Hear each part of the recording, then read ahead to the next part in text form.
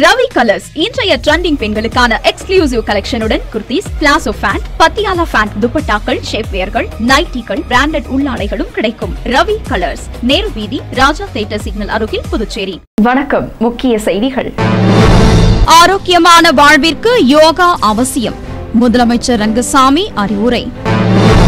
உதவியாளர் பதவிக்கு 2ஆம் நிலை எழுத்துத் தேர்வில் முறைகேட்டில் ஈடுபடுபவர்கள் மீது கடும் நடவடிக்கை பாயும். தேர்வு கட்டுப்பாட்டு அதிகாரி எச்சரிக்கை. புதுச்சேரியில் மது விலை கிடுகிடு உயர்வு. அதிர்ச்சியில் மது பிரியர்கள். அனைத்து காவல் நிலையங்களில் நடைபெற்ற மக்கள் குறைதீர்ப்பு கூட்டம். அதிகாரிகளிடம் புகார்களை தெரிவித்தனர் பொதுமக்கள்.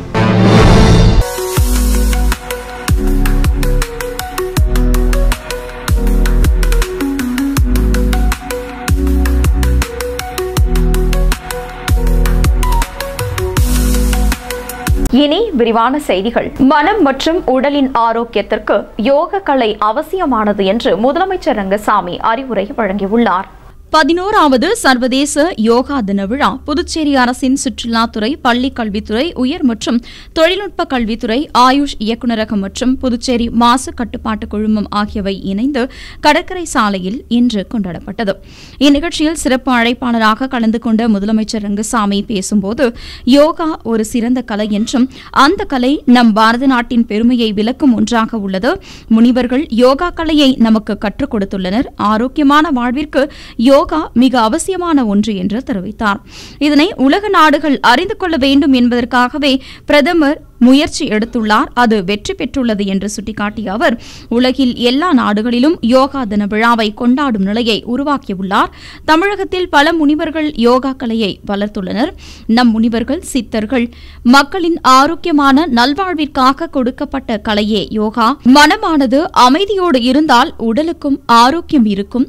உடல் ஆரோக்கியத்திற்கு மனதை ஒருங்கிணைத்து செயல்படுத்த இந்த யோக கலை உதவுவதாக தெரிவித்த முதலமைச்சர் ரங்கசாமி, யோகா செய்பவர்கள் எப்போதும் ஆரோக்கியமாக இருப்பார்கள் என்றும் தெரிவித்தார். வயது முதிர்வு தெரியாத அளவிற்கு அவர்களின் உடல் நலம் இருக்கும் என்றும், நோயற்ற வாழ்வு மிக அவசியமான ஒன்று என்றும், நோயற்ற வாழ்விற்கு யோகா கலை மிக அவசியம் என்று தெரிவித்தார். யோகாவை வளர்த்து நாம் ஆரோக்கியமாக வாழ வேண்டும் என்று தெரிவித்த அவர், புதுச்சேரியில் பல வருடங்களாக யோகா விழா நடைபெற்று வருவதாகவும், பல வெளிநாட்டு நிபுணர்கள் இந்த யோகாவை வளர்க்கின்றனர் என்றும் அவர்களுக்கு நன்றி தெரிவித்த அவர், பிரதமரின் எண்ணத்தின் அடிப்படையில் உலகம் முழுவதும் சர்வதேச யோகா தின விழா கொண்டாடப்படுவது நமது பாரத நாட்டிற்கே பெருமை சேர்ப்பதாகவும் பிரதமருக்கு தனது மனமார்ந்த நன்றி என்றும் முதலமைச்சர் ரங்கசாமி தெரிவித்துள்ளார். ஒரு கலை, அந்த கலை நம்முடைய பாரத நாட்டினுடைய பெருமையை விளக்குகின்ற ஒன்றாக இருப்பதை நாம் பார்க்கின்றோம். முனிவர்கள் இந்த யோகா கலையை நமக்கு கொடுத்திருக்கின்றார்கள். ஆரோக்கியமான வாழ்விற்கு யோகா மிக அவசியமான ஒன்று. 256 உதவியாளர் பதவிக்கான 2ஆம் நிலை எழுத்துத் தேர்வு ஜூன் 22ஆம் தேதி புதுச்சேரியில் 28 மையங்களில் நடைபெறவுள்ளது. புதுச்சேரி பணியாளர் நிர்வாக சீர்திருத்தத்துறை தேர்வு கட்டுப்பாட்டு அதிகாரி பங்கஜ்குமார் ஜா வெளியிட்டுள்ள செய்திக்குறிப்பில், புதுச்சேரி அரசில் உதவியாளர் பணிக்கு 2ஆம் நிலை எழுத்துத் தேர்வு ஜூன் 22ஆம் தேதி ஞாயிற்றுக்கிழமை புதுச்சேரி, காரைக்கால், மாகே, ஏனாம் பிராந்தியங்களில் காலை 10 மணி முதல் மதியம் 12 மணி வரை நடைபெறவுள்ளது என்றும், புதுச்சேரியில் 22, காரைக்காலில் 3, ஏனாமில் 1, மாகேவில் 2 என மொத்தம் 28 மையங்களில் தேர்வு நடைபெறவுள்ளதாகவும் தெரிவித்துள்ளார். மேலும் நுழைவு சீட்டில் புகைப்படம் ஒட்டி கையெழுத்து இட்டு ஆதார் உள்ளிட்ட அசல் சான்று ஏதேனும் ஒன்றுடன் தேர்வர்கள் வர வேண்டும் என்றும், பயோமெட்ரிக் வருகை பதிவு செய்யப்பட்டு தேர்வுக்கு அனுமதிக்கப்படுவார்கள். எனவே தேர்வு மையத்திற்கு தேர்வர்கள் குறிப்பிட்ட நேரத்திற்கு முன்பே வருகை தர வேண்டும் என்றும் அறிவுரை வழங்கப்பட்டுள்ளது. நுழைவு வாயில் சரியாக 9:30 மணிக்கு மூடப்படும் என்றும், தேர்வு மையத்திற்கு நுழைவு சீட்டு, அடையாள சான்று, எழுதுகோல் மட்டுமே கொண்டுவர வேண்டும் என்றும் தெரிவிக்கப்பட்டுள்ளது. மின்னணு சாதனங்கள் கொண்டுவர தடை விதிக்கப்பட்டுள்ள நிலையில் அனைத்து தேர்வு அறைகளிலும் கண்காணிப்பு கேமரா, ஜாமர் கருவி பொருத்தப்பட்டுள்ளதாகவும் தெரிவிக்கப்பட்டுள்ளது. மேலும் தேர்வர்கள் முறையற்ற வழிகளில் ஈடுபட்டால் வழக்கு பதிவு, எதிர்கால தேர்வுக்கு தடை போன்ற கடுமையான சட்ட நடவடிக்கைகள் எடுக்கப்படும் என்றும் அதில் எச்சரிக்கப்பட்டுள்ளது. புதுச்சேரியில் உயர்த்தப்பட்ட மதுபானங்களின் விலை ஜூன் 21ஆம் தேதி முதல் அமலுக்கு வந்துள்ளது மது பிரியர்களிடையே அதிர்ச்சியை ஏற்படுத்தியுள்ளது. புதுச்சேரி அரசானது வருவாயை பெருக்குவதற்காக கலால் வரி, நில வழிகாட்டி மதிப்பு உள்ளிட்ட பல்வேறு வரிகளை உயர்த்தியுள்ளது. இந்நிலையில் கலால் வரி உயர்வால் புதுச்சேரியில் மதுபானங்களின் விலை கிடுகிடுவென உயர்ந்துள்ளது. இந்த விலை உயர்வு ஏற்கனவே கொள்முதல் செய்த மதுபானங்களுக்கு பொருந்தாது.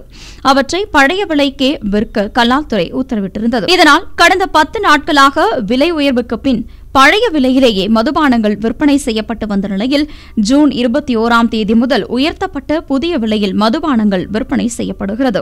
மிக குறைந்த விலை கொண்ட 60 ரூபாய் மதுவானது 72 முதல் 74 ரூபாய் வரை விற்பனை செய்யப்படுகிறது. அதிகமாக விற்பனையாகும் பிராண்டட் வகை மதுவான 120 ரூபாயிலிருந்து உயர்த்தப்பட்டு 147 ரூபாய்க்கு விற்பனை செய்யப்படுகிறது. இதேபோல அனைத்து மதுபானங்களின் விலையும் கடுமையாக உயர்ந்துள்ளது. இது மது பிரியர்களிடையே அதிர்ச்சியை ஏற்படுத்தியுள்ளது. கடந்த காலத்தை போல தொடர்ந்து விற்பனை நடக்குமா, விலை உயர்வால் மது விற்பனை சரிவை சந்திக்குமா என மது விற்பனையாளர்களின் மனநிலை உள்ளது குறிப்பிடத்தக்கது. புதுச்சேரி காவல் நிலையங்களில் நடைபெற்ற மக்கள் குறைதீர்ப்பு கூட்டத்தில் பொதுமக்களின் புகார்களுக்கு அதிகாரிகள் முன்னிலையில் தீர்வு காணப்பட்டது. புதுச்சேரியில் உள்ள அனைத்து காவல் நிலையங்களிலும் சனிக்கிழமைகள் தோறும் மக்கள் குறைகேட்பு கூட்டம் நடைபெற்று வருகிறது. அதன்படி புதுச்சேரி காவல்துறையில் கிழக்கு, மேற்கு, தெற்கு, வடக்கு மற்றும் போக்குவரத்து பிரிவு காவல் நிலையங்களில் மக்கள் குறைதீர்ப்பு கூட்டம் நடைபெற்றது.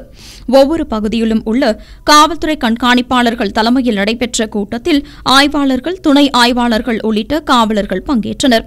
குறைதீர்ப்பு கூட்டத்தை ஒட்டி காவல் நிலையங்கள் களை கட்டியிருந்தது. பல்வேறு தரப்பினரும் தங்களது குறைகளையும் புகார்களையும் நேரடியாக அதிகாரிகளை சந்தித்து மனு அளித்தனர். அவர்கள் புகார்கள் மீது எடுக்கப்பட்ட நடவடிக்கைகள், தொடர் நடவடிக்கைகள் குறித்து ஆய்வாளர்கள், துணை ஆய்வாளர்களிடம் கேட்டு உடனடியாக குறைகளை களைய அதிகாரிகள் உத்தரவிட்டனர். இதனால் அனைத்து காவல் நிலையங்களிலும் மக்கள் கூட்டம் அலைமோதியது. புதுச்சேரியில் அமைந்துள்ள விருட்சம் மருத்துவமனையில் நடைபெற்ற சிறப்பு மூட்டு வலிக்கான மருத்துவ முகாமில் பொதுமக்கள் பலர் கலந்து கொண்டு பயன்பெற்றனர். இன்றைய அவசரமான சமூகத்தில் காலநிலை மாறுபாடு, வேலைப்பளு, துரித உணவுகள் உள்ளிட்ட பல்வேறு காரணங்களால் ஆண், பெண் என இருபாலரும் ஆரோக்கியமற்ற உடல்நிலையோடு பல்வேறு உடல் உபாதைகளை சந்தித்து வருகின்றனர். அதிலும் குறிப்பாக பெண்களும் அதிக அளவில் பாதிப்பை ஏற்படுத்தும் மூட்டு வலிக்கு தீர்வு காண பல்வேறு வழிமுறைகளையும் மருந்துகளை எடுத்துக் கொண்டாலும் இந்த வலிக்கு நிரந்தர தீர்வு கிடைக்காமல் அவதியடைந்து வருகின்றனர். இந்நிலையில் மூட்டு வலி பிரச்சினைக்கு தீர்வு காணும் வகையில் புதுச்சேரி கிருஷ்ணா நகரில் அமைந்துள்ள சித்த ஆயுர்வேத நேச்சுரோபதி மருத்துவமனையான ஸ்ரீ விருட்சம் மருத்துவமனையில் மூட்டு வலிக்கான சிறப்பு மருத்துவ முகாம் நடைபெற்றது. இதில் இலவச மருத்துவ ஆலோசனைகள் வழங்கப்பட்டதோடு எலும்பு உள்ளிட்ட கனிம சத்து அடர்த்தியை கண்டறியும் சோதனையும் ரத்த பரிசோதனையும் செய்யப்பட்டது. மேலும் சர்வதேச யோகா தினத்தை முன்னிட்டு மூச்சு பயிற்சி மற்றும் தியான செயல்முறைக்கான பயிற்சியும் அளிக்கப்பட்டது. இதில் சித்த மருத்துவர் மேனகா, ஆயுர்வேத மருத்துவர்கள் ஜெயஸ்ரீ, பிரகாஷ், நேச்சுரோபதி மருத்துவர் திவ்யா ஆகியோர் கலந்து கொண்டு சித்த மருத்துவம் குறித்து சிறப்புரையாற்றினர். மேலும் புதுச்சேரி பிஎன்ஐ குழுமத்தின் நிர்வாக இயக்குநர் இளங்கோ மற்றும் பிஎன்ஐ நிர்வாகிகள், உறுப்பினர்கள் பலரும் கலந்து கொண்ட இந்த நிகழ்ச்சியில் மருத்துவமனை நிர்வாக இயக்குநர் நிர்மல் சிங்கிற்கு வாழ்த்து தெரிவிக்கப்பட்டது.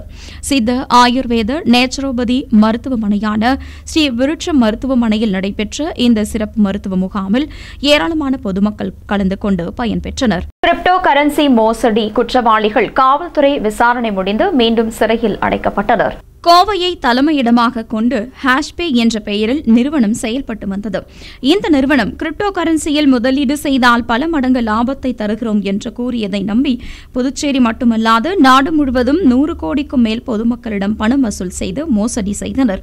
இதுகுறித்த புகாரின் அடிப்படையில் புதுச்சேரி சைபர் கிரைம் காவல்துறையினர் வழக்கு பதிவு செய்து கோவையை சேர்ந்த ஹாஷ்பே நிறுவனத்தின் நிர்வாக இயக்குநர் இம்ரான் பாஷா உள்ளிட்ட கூட்டாளிகள் நிதிஷ் ஜெயின், அரவிந்த் குமார், தாமோதிரன், பாபு என்கிற சையது உஸ்மான் ஆகியோரை காவல்துறையினர் கைது செய்தனர். இந்த வழக்கில் கைதான இம்ரான் பாஷா, பாபு என்கிற சையது உஸ்மான் ஆகியோரை கடந்த 18ஆம் தேதி முதல் 3 நாட்கள் காவல்துறையினர் காவலில் எடுத்து விசாரணை மேற்கொண்டனர். இந்நிலையில் ஜூன் 20ஆம் தேதி அன்று காவல் விசாரணை முடிந்து அவர்கள் இருவரும் நீதிமன்றத்தில் ஆஜர்படுத்தப்பட்டு மீண்டும் சிறையில் அடைக்கப்பட்டுள்ளனர். திராவிட முன்னேற்றக் கழகத்தின் தகவல் தொழில்நுட்ப பிரிவு சமூக வலைதளத்தை முடக்க வேண்டும் என்று புதுச்சேரி மாநில அண்ணா திராவிட முன்னேற்றக் கழகத்தினர் காவல்துறை துணைத் தலைவரிடம் புகார் மனு அளித்துள்ளனர்.